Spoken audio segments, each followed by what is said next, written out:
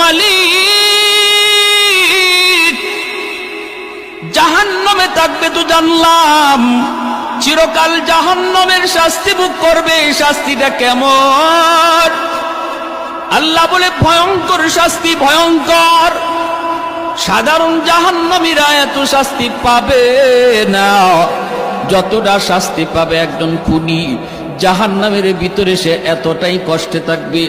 জাহান্নামের আযাবেরও ধরন আছে রে ভাই, সবার আযাবের ধরন কিন্তু একরকম নয়।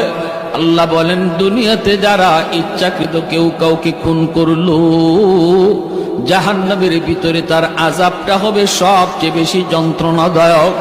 জাহান্নামের ভিতরে তার আযাবটা হবে বড় কঠিন। এজন্য ভাই একটু খেয়াল করে শুনো রে আল্লাহর গোলাম।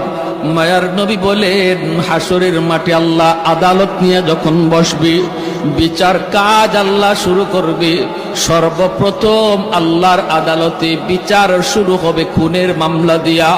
খুনের মামলা দিয়া আল্লাহর আদালতে বিচার শুরু হবে।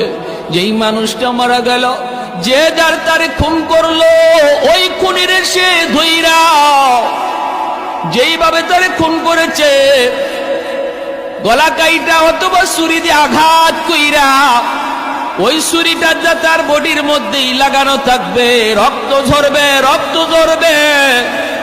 আর খুনিটার কলার ধইরা আল্লাহর আদালতে হাজির হইয়া বলবে, মালিক, দুনিয়াতে পয়সা ছিল, আমি মামলার রায় পাই নাই, আমারে খুন করেছে, আমার আওলাদ রে এতিম বানাইছে, আমার মা রে আমার বাবারে সন্তান হারা বানাইছে।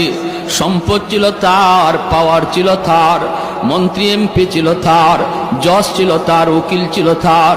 আমার সন্তান বিচার পায় নাই গো আল্লাহ। ও মালিক, অল্পদিন মামলা কাইটা, জেল কাইটা আবার বের হয়ে আসছি। এইভাবে আল্লাহর আদালতে